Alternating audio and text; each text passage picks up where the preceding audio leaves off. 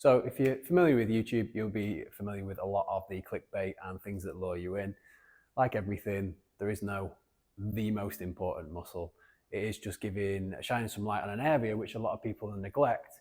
But in today's video, I'm going to show you how about 5 or 10 minutes of self-care a day can transform your foot mechanics, improve things like plantar fasciitis and shin splints, and have a really good carryover effect to your running and running speeds. What we're also going to look at is an exercise, or one specific exercise, which is going to improve, again, everything to do with the foot, but also help with your squatting mechanics as well. So if you put a little bit of time aside, dedicate some soft tissue work and some mobilization, but specifically to this area, again, I can guarantee you will see a dramatic difference in the way you feel.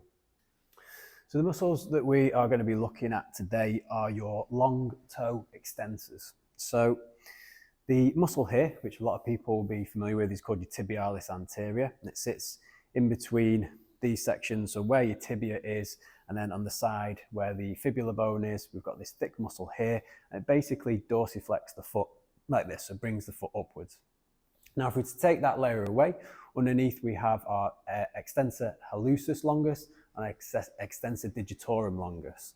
And those muscles are basically responsible for toe extension, so bringing my toes up like that. And they live underneath the tibialis anterior. Now, what can happen is that when people play sports or they do lots of running, these muscles, for use of a better phrase, can get mashed together because we have our myofascia, or the fascial trains that run through this compartment. And as that gets tighter and tighter due to poor running mechanics or just doing a lot of volume or playing sports at a high level, is that the fluidity of how these muscles contract can get reduced. So in other words, they become weak. Now, these muscles are incredibly important because they help pick up the foot and maintain that foot arch. So they need to be incredibly strong to keep the anterior, or the top of the foot part, enabling us to basically create the arch which cushions the foot. So in other words, if you're weak at the top, you're going to be weak at the bottom. If you're weak at the bottom, you're likely to get calf strains, things like plantar fasciitis, and also shin splints as well. So today we're going to look at self-care for these muscles, plus an exercise you can use as a combination, which works extremely well to strengthen them.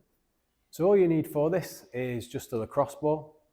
It's one of the rubber ones, so sometimes you can use a tennis ball, but it probably doesn't have enough pressure in order to make an effect. So what you do is you're just going to place it on the floor, and where your shin bone is, you're going to just push down like that and find a spot and just apply a little bit of pressure. You're going to go right the way down the shin, just looking for any tender spots. And right now, as I'm doing the scan, so trying to find where the problem is that I've got lots of pressure on my opposite knee and hands as well. There's not too much pressure being applied.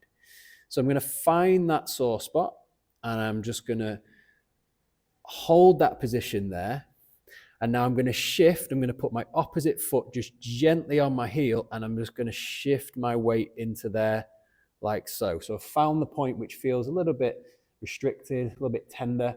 I'm just going to hold that point there and just breathe in a few times until it starts to reduce. And again, you want it to be no more than a 7 out of 10, and you want to hold it there for about 30 seconds until it starts to go to about, maybe a 4 or a 5. So you hold that position. What helps is just to wiggle the toes about a little bit. Then you're going to just move again, find another point, just hold there, finding that point, and repeat the process.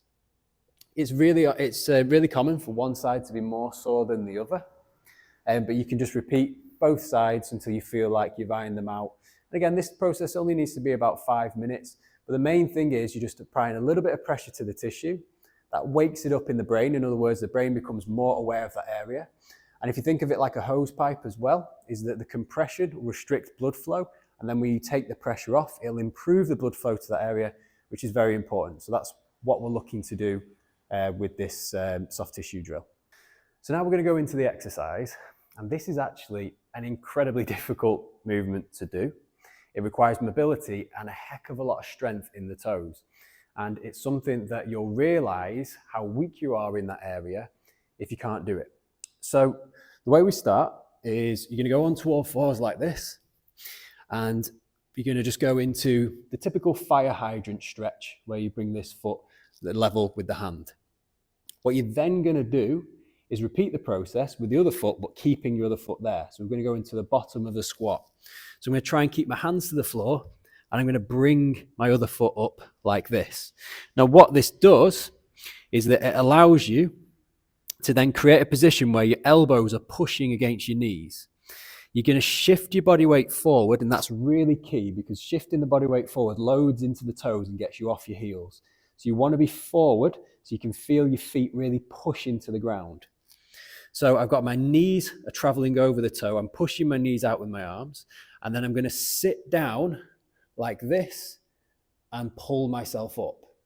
Now, what I'm doing now is I'm trying to pull as much as I can using those toe extensors and tibialis muscles to pull my toes up towards my knees. So I'm trying to do this.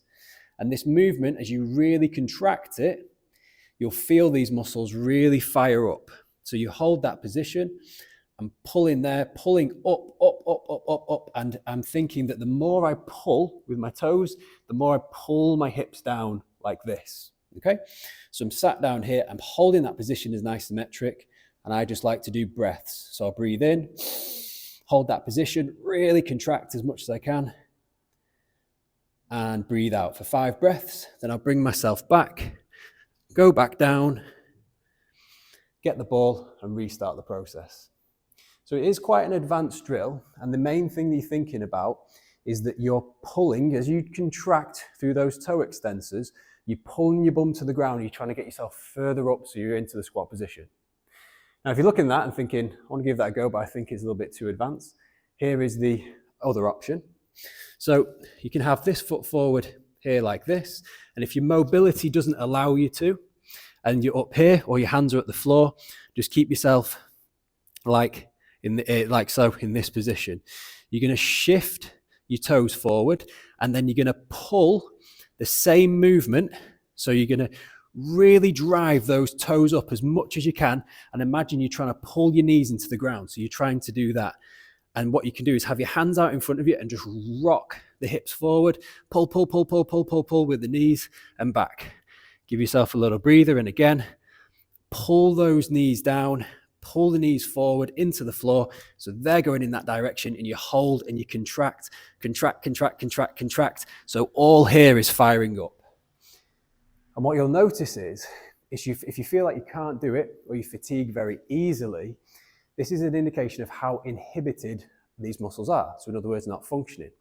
And that really impacts the way we strike the floor, our ability to maintain a foot arch, which is again where all those things, plantar fasciitis, shin splints, can arise from. So doing this for 5 minutes a day, 10 minutes a day, just putting some time aside, not only will it improve your day-to-day mechanics, but it can take a heck of a lot of pressure off the feet and all the way up the chain. So a lot off your lower back. And again, any issues here usually stems from weakness here. Any weakness here can stem from weakness in the feet. So the great thing about targeting the toe extensors is that you get a lot for a small time investment. So what I mean by that is that when you wake them up and strengthen them, you can improve the mechanics of the foot, so improve your foot arch, but also targeting this area also takes a lot of stress off the front of the quads as well.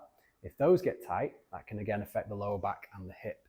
So for just 5-10 minutes of doing these drills, you'll build up the strength in the feet as well as improving your mobility as well.